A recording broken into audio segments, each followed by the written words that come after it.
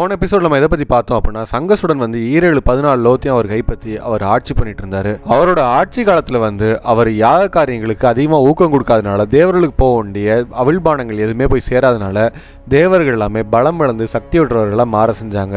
இதனால் அவங்க எல்லாமே ரொம்ப வருத்தப்பட்டு அவங்க மகாவிஷ்ணுவோட போய் உதவி கேட்குறாங்க. மகாவிஷ்ணு வந்து பிரம்மதேவன்ட்ட சொல்கிறாங்க, நீங்கள் பூலோகத்துக்கு போய் சிவபெருமானை வரவழைச்சி சிவபெருமானை வந்து சங்கசுடன்ட்ட போர் பண்ணுங்க, அதுக்குள்ளே நான் ஏதாவது ஒரு வழி கண்டுபிடிக்கிறேன் அப்படின்னு சொல்லி அவர் சொல்கிறாரு. இதை கேட்டு பிரம்மதேவனும் பூலோகத்தில் போய் சிவபெருமானை நோக்கி அவர் கடுமையாக தவம் பண்ணுறாரு. சந்திரபாகான அதிகாரிகளை தவம் பண்ணி எடுத்த பிரம்மதேவன் முன்னாடி சிவபெருமான் காட்சி கொடுக்குறாரு. அப்போ பிரம்மதேவன் வந்து சிவபெருமான் கிட்ட சங்கசுடனால் ஏற்பட்ட பிரச்சனைகளை பற்றி அவர் எடுத்து சொல்கிறாரு.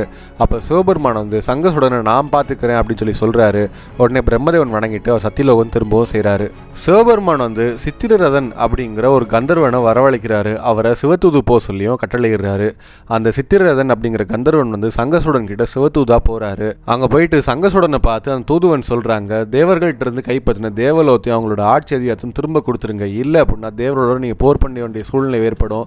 அதுக்காக சிவபெருமான் வந்து சந்திரபாகன் அதிகாரிகளை காத்துட்டு இருக்காரு அப்படின்னு சொல்லி சொல்றாங்க. இந்த தூதுவன் சொன்னதை கேட்ட உடனே சங்கசுடன் பயங்கரமா சிரிக்கிறாரு. அப்போ ஒரு தூதுவனை பார்த்து சொல்றாரு, நாளைக்கு விடிய காலையில் நான் சிவபெருமானை வந்து சந்திக்கிறேன் அப்படின்ற வார்த்தையை சொல்லு அப்படின்னு சொல்லி சொல்றாரு. இதை கேட்ட உடனே அந்த தூதுவன் நேராக சிவபெருமான்கிட்ட வராங்க.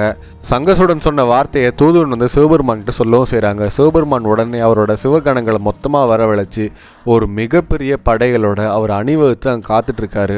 இப்படி சிவபெருமானோட மிகப்பெரிய படை வந்து சங்கசுடன் வந்து எதிர்கொள்வாரா, சங்கசுடன் வந்து சிவபெருமானோட போர் பண்ணுவாரா, இந்த போரில் யார் ஜெயிப்பாங்க, இதுக்கப்புறம் இந்த கதையில் என்ன நடக்க போகுது அப்படிங்கிறப்ப தெரியணும் அப்படின்னா இந்த வீடியோ ஸ்கிப் பண்ணாமல் முழுசாக பாருங்கள்.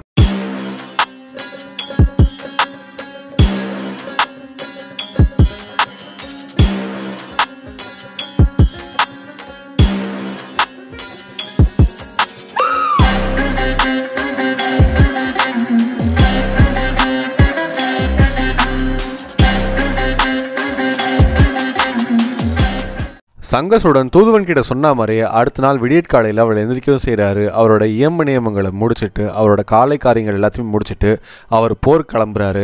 அப்படி அவர் போர் கிளம்புறதுக்கு முன்னாடி அவர் என்ன பண்ணாருன்னா, அவர் நவமணி ஆபரணங்களை அவர் குருநாதருக்கு தானமாக கொடுக்க செஞ்சார். தன்னோட மகனுக்கு வந்து பட்டம் செஞ்சார். வறுமையில் வாழ்பவருக்கு ரத்தினங்களும் பாத்திரங்களும் லட்சம் பட்டணங்களும் 100 கோடி கிராமங்களையும் அவர் மனதார தானமாக கொடுக்கவும் செஞ்சார். அவரோட சதுர் சேனைகளை வந்து ராஜ்யத்துக்கு காவல் இருக்கும்படியும், தன்னோட மகனுக்கு பட்டம் கட்டியதுனால அவர் காவல் கொடுக்கும்படியும், அவரோட மனைவி காவல் கொடுக்கும்படியும் அவர் உத்தரவு போடவும் செஞ்சார். சங்கசுடன் மனநிறைவோட அங்கே இருக்கிற எல்லாருக்குமே அவர்கிட்ட இருந்த எல்லா விஷயத்தையுமே அவர் தானமாக கொடுத்துட்டு அவர் மன திருப்தியோட அவர் போருக்கு கிளம்புறதுக்கு முன்னாடி எல்லாருக்கிட்டையும் அவர் இறுதியாக அவரோட வார்த்தைகளை சொல்லவும் செஞ்சார். அதுக்கப்புறம் அவர் போருக்கு வீர ஆவேசத்தோடு அவர் கிளம்பவும் செஞ்சார். சங்கசுடன் அவரோட தூதர்களை அனுப்பி அவரோட மொத்த சேனைகளையும் அவர் வரவழைக்கவும் செஞ்சார். அந்த சேனைகளில் என்னெல்லாம் இருந்துச்சு அப்படின்னா, 1,00,000 குதிரைகள் கொண்ட சேனையும் 1,00,000 யானைகள் கொண்ட சேனையும் 16,000 தேர்கள் கொண்டும் 3 கோடி வில்லர்கள் கொண்டும் 3 கோடி கவச வீரர்கள் கொண்டும் 3 கோடி சூளதாரிகளை கொண்டும் அவரோட படைகளை வந்து அணிவகுக்கவும் செஞ்சார். அது எப்படின்னு சொல்லி பார்த்தோம் அப்படின்னா, போர்க்கலைகளில் வல்லுநராக இருக்கக்கூடிய ஒரு மகாரதனை வந்து 3 லட்சம் அசோகணிகளுக்கு சேனாதிபதியாக்கினார். இப்படி 30 கோடி அசோகணிகளை பிரித்து அவர் வரையறுக்கவும் செஞ்சார். இப்படி சங்கசுடன் அவரோட மிகப்பெரிய போர் படையில் வரையறுத்துட்டு அவர் நாராயணரை வணங்கிட்டு அவரோட பாசறையிலிருந்து வெளியேறி அவரோட ரத்ன விமானத்தில் ஏறவும் செய்கிறாரு. அவர் விமானம் ஏறி எங்கே போகிறாருன்னா, பாரத கண்டத்தின் மேலை கடலுக்கு கிழக்குலையும், மலையாள பருவத்துக்கு மேற்குலையும், ஸ்ரீசைலத்துக்கு வடக்குலையும், கந்தமாதன மலைக்கு தெற்குலையும் இருக்கக்கூடிய சந்திரபாகா நதிக்கரைக்கு தான் போய் சேர்றாரு. சந்திரபாகா நதிக்கரைக்கு வந்த சங்கசுடன் வந்து அங்கே இருக்கக்கூடிய ஒரு ஆலமரத்துக்கு அடியில் 100 கோடி சூரியன் ஒளி பொருந்திய சிவபெருமானை வந்து அவர் பார்க்கவும் செய்கிறாரு. அவர் பார்த்த உடனே சிவபெருமானை பார்த்து அவர் வணங்கவும் செய்கிறாரு. சிவபெருமான் வந்து எல்லாருக்கும் அருள் பாலிக்கக்கூடியவராகவும் எல்லா கஷ்டங்களையும் போக்கக்கூடியவராகவும் எல்லாருக்குள்ளேயும் நிறைஞ்சு வியாபிச்சு நிற்கக்கூடிய அவர் விஸ்வேஸ்வரனாகவும் அவர் காட்சி கொடுக்க செய்கிறாரு. சங்கசுடன் சிவபெருமானை பார்த்த உடனே அவர் விமானத்திலிருந்து இறங்கி வராரு. அவர் சிவபெருமானை பார்த்து பணிவாக வணங்கிட்டு அவர் சொல்கிறாரு, இந்த பிறவியில் நான் அடைய வேண்டிய பாக்கியத்தை எல்லாமே உங்களை பார்த்தது மூலியமாக நான் அடைஞ்சிட்டேன் அப்படின்னு சொல்லிட்டு அவர் பணிவாக வணங்கி அவர் பாதங்களில் விழுந்து ஒரு ஆசீர்வாதங்கள் வாங்கவும் செய்கிறாரு. அந்த சமயத்தில் சிவபெருமான் பக்கத்தில் இருக்கக்கூடிய பத்ரகாளி கிட்டேயும் திருமுருகன் கிட்டேயும் அவர் ஆசீர்வாதம் வாங்கவும் செய்கிறாரு. சங்கசுடனோட பக்தியை பார்த்து சிவபெருமானும் முருகப்பெருமானும் காளி தேவியும் அவங்க ஆசீர்வதிக்கவும் செய்கிறாங்க. இப்படி இந்த 3 பேர்கள்கிட்டையும் ஆசீர்வாதங்கள் வாங்கினதுக்கப்புறம் சங்கசுடன் வந்து நந்தீஸ்வரரை பார்த்து அவர் ரொம்ப சந்தோஷமாக அவர் வணங்கவும் செய்கிறாரு. அப்போ நந்தீஸ்வரனும் சிவகணங்களும் எல்லாருமே வந்து சங்கசுடனை பார்த்து ஏதோ நண்பர்கள் ஒன்று சேர்ந்த மாதிரி அவங்க கட்டி தவி அவங்க சந்தோஷமாக பேசவும் செய்கிறாங்க. அப்போ சங்கசுடன் எல்லாருக்கிட்டையும் சகஜமாக சந்தோஷமாக அவர் பேசிட்டு எல்லாருக்கிட்டையும் விடைபெற்றுட்டு அவர் சிவபெருமானுக்கு நேர் எதிரில் வந்து நிற்கவும் செய்கிறாரு. சங்கசுடனை பார்த்து சிவபெருமான் சொல்கிறாரு, சங்கசுடனே நீ எப்பேற்பட்ட குலத்திலிருந்து வந்தவன் தெரியுமா, உன்னோட முன்னோர்கள் யாருன்னு தெரியுமா, உன்னோட வம்சம் எப்படிப்பட்டதுன்னு தெரியுமா அப்படின்னு சொல்லி சொல்கிறாரு. அந்த சமயத்தில் சிவபெருமான் சங்கசுடனை பார்த்து சொல்லவும் செய்கிறாரு. பிரம்மதேவனுக்கு மரீசி அப்படின்னு சொல்லி ஒரு மகன் இருந்தார். அந்த மகனுக்கு கஷ்யபன் அப்படின்னு சொல்லி ஒரு மகன் பிறந்தார். அந்த கஷ்யபனுக்கு 13 மனைவிகள் இருந்தாங்க.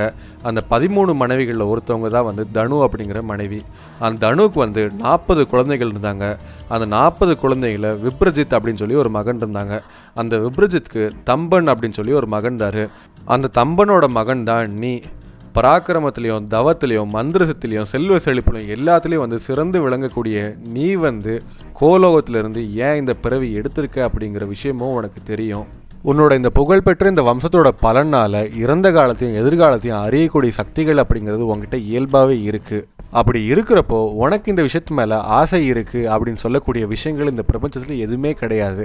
அப்படி இருக்கிறப்போ நீ ஏன் தேவலோகத்தை கைப்பற்றிட்டு தேவர்களுக்கு சந்தோஷமான வாழ்க்கையை கொடுக்காம அவங்கள கஷ்டப்படுற மாதிரி நீ செஞ்சிட்ருக்க? நீ தேவலோகத்தை விட சிறந்த லோகங்கள் இங்கே எத்தனையோ இருக்குது. அப்படி இருக்கிறப்போ தேவர்கள்கிட்ட தேவலோகத்தை கொடுத்துட்டு அந்த சிறப்பான லோகங்களை நீ ஆட்சி பண்ணலாமே, தேவர்களை கஷ்டப்படுத்துறதை விட்டுட்டு அவங்கள நல்லா வாழ்கிற மாதிரி நீ அவங்களுக்கு அருள் செய்யலாமே அப்படின்னு சொல்லி அவர் கேட்குறாரு. அது மட்டும் இல்லாமல் பிற உயிர்களை கஷ்டப்படுத்தணும் அப்படின்னா அதை பிரம்மஹஸ்தின்னு சொல்லுவாங்க. தேவர்களை கஷ்டப்படுத்தணும் அப்படின்னா அதை தேவஹஸ்தின்னு சொல்லுவாங்க. அதாவது பிரம்மஹஸ்தியம் தேவஹஸ்தியம் ஒப்பிட்டு பார்த்தோம் அப்படின்னா பிரம்மஹஸ்தி தோஷத்தை விட தேவஹஸ்தி தோஷம் அப்படிங்கிறது 16 மடங்கு அதிக பாவங்களை கொடுக்கக்கூடியது அப்படின்னு சொல்லி சொல்கிறாங்க. அப்படிப்பட்ட இந்த தேவஹஸ்தி தோஷத்தை நீ ஏன் பண்ணிகிட்டு இருக்க அப்படின்னு சொல்லி அவர் கேட்குறாரு. எப்போவுமே ஒரு கஷ்டத்தை வந்து கொடுக்கக்கூடியது என்ன அப்படின்னா நம்ம செல்வத்து மேலே அதிகமாக ஆசை கொள்வது தான். செல்வம் வந்து எப்போவுமே நிலை பெற்றதாக இருக்கக்கூடியது கிடையாது. ஒருத்தருக்கு வந்து வறுமை வருது அப்படின்னா அவங்க பிறரோட செல்வத்து மேலே ஆசைப்படுறதுனால தான் அவங்களுக்கு வறுமை வருது. அதனால் நீ அந்த மாதிரி விஷயத்து மேலே ஆசைப்படாத. எதுவுமே இங்கே நிரந்தரம் கிடையாதுன்னு சொல்கிறேன் இல்லையா? அதே மாதிரி தான் பிரம்மதேவனும் வந்து அவர் படைக்கும் தொழில் அவர் தான் சிறந்தவர் சொல்லி நினச்சிட்டு இருந்த சமயத்தில் அவர் நிறைய நேரங்களில் தடுமாற செய்கிறாரு. அப்போ அவருக்கு வந்து அந்த மூல பிரகிருதியான அந்த ஆதிபராசக்தி வந்து உதவி பண்ணவும் செய்கிறாங்க. இதே மாதிரி தான் காக்கும் தொழிலையும் சரி அழிக்கும் தொழிலையும் சரி நாங்கள் தடுமாறுறப்போ அந்த ஆதிபராசக்தி எங்களுக்கு வந்து உதவி பண்ணுறாங்க. இப்படி நம்ம செய்யக்கூடிய வேலைகளும் சரி நம்ம ஈட்டக்கூடிய செல்வங்களும் சரி இது நிலையற்றது அப்படிங்கிறத உணர்த்துறதுக்கு தான் சந்திரன் வந்து தேஞ்சு அவர் வந்து திரும்ப அவர் வந்து முழுமையடையவும் செய்கிறாரு. அதே மாதிரி சூரியனும் வந்து காலையில் பிரகாசமாக இருந்தாருன்னா சாயந்தரம் ஆச்சுன்னா அவர் மங்கி திரும்ப அவர் பிரகாசத்தை அடையவும் செய்கிறாரு. இது மட்டும்தானா அப்படின்னு சொல்லி பார்த்தோம் அப்படின்னா கிருத யுகத்தில் வந்து தர்மம் அப்படிங்கிறது எல்லா இடத்துலையும் நிலச்சி நிற்கும். அதுக்கு அடுத்தடுத்த யுகத்தில் வந்து அது தேஞ்சி கடைசியில் தர்மம்னா என்ன, தர்மம் பண்ணுறதுக்கு நானும் ஆசைப்படுறேன் அப்படின்ற எண்ணம் மட்டுமே தான் மிஞ்சி இருக்கும். நம்ம எதெல்லாம் நிலையானதுன்னு சொல்லி நினைக்கிறோமோ எல்லாமே நிலையற்றது அப்படிங்கிறத உணர்த்துறதுக்கு தான் இந்த சுழற்சி முறை அப்படிங்கிறது நம்ம பிரபஞ்சத்தில் இருந்துகிட்டே இருக்குது. இந்த பிரபஞ்சத்தில் நிலையானது என்ன அப்படின்னு சொல்லி பார்த்தோம் அப்படின்னா அது நான் மட்டும்தான். ஏன்னா நான் எல்லா இடத்துலையும் வியாபிச்சு நிற்கக்கூடியவனாக இருக்கேன். என்னை யார் துதிபாடி என்னை யார் வணங்குறாங்களோ அவங்களுக்கு நான் ஆசீர்வாதங்கள் கொடுக்குறேன். அவங்க மூப்பு பிணி திரை எல்லாத்துலேயும் இருந்து தப்பிச்சு அவங்க எனக்குள்ளே வந்து அவர் அடையவும் செய்கிறாங்க. அது மாதிரி நீயும் இந்த நிலையற்ற விஷயங்கள் மேலே இருக்கக்கூடிய ஆசைகளை தவிர்த்து எனக்குள்ளே வந்து ஐக்கியமாகி எப்போவுமே இறப்பு பிறப்பு இல்லாத ஒரு நிலையை அடையணும் அப்படின்னு சொல்லி அவர் சொல்கிறாரு. இப்படி சிவபெருமான் சொன்ன விஷயங்கள் எல்லாமே பொறுமையாக கேட்டுட்டு இருந்த சங்கசுடன் வந்து சிவபெருமானை பார்த்து சொல்கிறாங்க, இறைவனே நீங்கள் சொன்னது எல்லாமே சத்தியம்தான், ஆனால் நான் ஒரு விஷயத்தை உங்ககிட்ட சொல்லலாமா அப்படின்னு சொல்லிட்டு சங்கசுடன் சொல்லவும் ஆரம்பிக்கிறாரு. எங்கள் அசுரகுல சக்கரவர்த்தியான மகாபலி சக்கரவர்த்தி கிட்ட அந்த திருமால் வந்து வாமனாவதாரம் எடுத்துட்டு வந்து அவர் யாசகம் கேட்கவும் செஞ்சார். 3 அடிகள் வேணும்னு சொல்லி கேட்குறப்போ அவர் 2 அடிகளால் எல்லா பிரபஞ்சத்தையும் அளந்துட்டு 3வது அடியில் அவர் பலிச்சக்கர தலையில் அழுத்தி அவர் சுதலோகத்துக்கு தள்ளவும் செஞ்சார். இதனால் அவர் செல்வங்கள் எல்லாத்தையும் அவர் இழக்கவும் செஞ்சார். அவர் இழந்த செல்வத்தை எல்லாத்தையுமே நான் தான் மீட்டு கொண்டு வந்திருக்கேன்.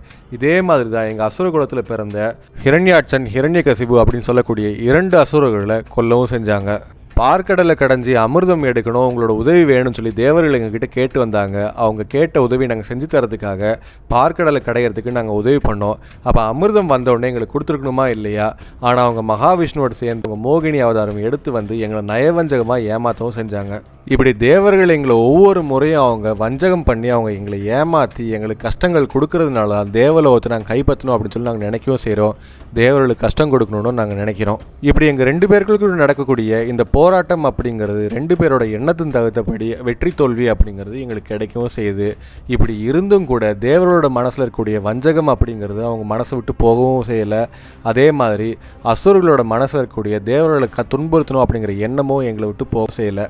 தேவர்கள் மனசில் இருக்கக்கூடிய வஞ்சகத்தை பற்றி அந்த ஆதிபராசக்திக்கு மட்டும்தான் தெரியும். இது எங்கே உங்களுக்கு புரிய போகுது? இப்படி தேவர்கள் எங்களை வஞ்சனை பண்ணுறதும் நாங்கள் தேவலோகத்தை கைப்பற்றுறதும் உங்களுக்கு ஒரு விளையாட்டாக தானே இருக்குது அப்படின்னு சொல்லி அவர் கேட்குறாரு. அதே மாதிரி யார் யார்கள்கிட்ட செல்வங்கள் அதிகமாக இருக்கோ அது காரணம் அந்த ஆதிபராசருடைய அருள் யார் யார்கிட்ட இருக்கோ அவங்ககிட்ட செல்வங்கள் அதிகமாக இருந்திருக்கு. இப்படி ஆதிபராசருடைய அருளால் எங்களுக்கு செல்வங்கள் சேர்ந்தப்போ நீங்கள் எங்ககிட்ட இருந்து பறிக்கணும்னு சொல்லி ஒரு நாளும் நீங்கள் நினச்சது இல்லை, அது மேலே நீங்கள் ஆசைப்பட்டதும் கிடையாது. அதே மாதிரி நீங்கள் எங்களை கஷ்டப்படுத்தணும்னு சொல்லி நினச்சதும் கிடையாது, எங்ககிட்ட இருக்கிற விஷயத்தை நீங்கள் பறிக்கணும்னு சொல்லி யோசித்ததும் கிடையாது. அப்படி இருக்கிறப்போ இன்றைக்கி என்னமோ நீங்கள் தேவர்களுக்காக வந்து நின்றுருக்கீங்க, தேவர்களுக்காக நீங்கள் தூது அனுப்பியிருக்கீங்க. உங்கள் தூதுவன் மூலிமா நீங்கள் போருக்கு வரும்படி நீங்கள் அழைப்பு கொடுத்துருந்தீங்க. அதனால் நான் ஒரு மிக பிரம்மாண்டமான போர்ப்படையை தயார் பண்ணிவிட்டு நான் இங்கே போருக்காக வந்திருக்கேன் அப்படின்னு சொல்லி சங்கசுடன் சொல்கிறாரு. சங்கசுடன் சொன்னதை கேட்ட உடனே சிவபெருமான் சொல்கிறாரு, புகழ்பெற்ற சங்கசுடனே நீ போர் பண்ணணுன்ற அவசியமே கிடையாது, நீ தேவர்களுக்கான தேவலோகத்தை மட்டும் கொடுத்துரு, இந்த போரை தவிர்த்துடலாம் அப்படின்னு சொல்லி சொல்கிறாங்க. இப்போ சங்கசுடன் சிவபெருமானை பார்த்து சொல்கிறாங்க, போரை தவிர்க்கணும்னு சொல்லி நீங்கள் முடிவு பண்ணியிருந்தீங்க அப்படின்னா நீங்கள் ஏன் இவ்வளோ பெரிய சிவகணங்களோட மிகப்பெரிய படைகளை இங்கே அனுபவித்து நின்றுருக்கீங்க? அப்போ நீங்கள் போர் வரும் அப்படின்ற விஷயத்தை தெரிஞ்சுதான் நீங்கள் வந்திருக்கீங்க. அதே மாதிரி தான் போர் நான் பண்ணியே ஆகணுன்ற விஷயத்தினால தான் நான் மிகப்பெரிய பிரம்மாண்டமான போர்ப்படையோடு நான் இங்கே வந்திருக்கேன். இப்படி மிக பிரம்மாண்டமான 2 போர்ப்படைகள் சந்தித்து அவங்க போர் பண்ணாமல் போனாங்க அப்படின்னா உலகத்தார்கள் இகழ்ந்து பேச மாட்டாங்களா அப்படின்னு சொல்லி சங்கசுடன் கேட்குறாரு.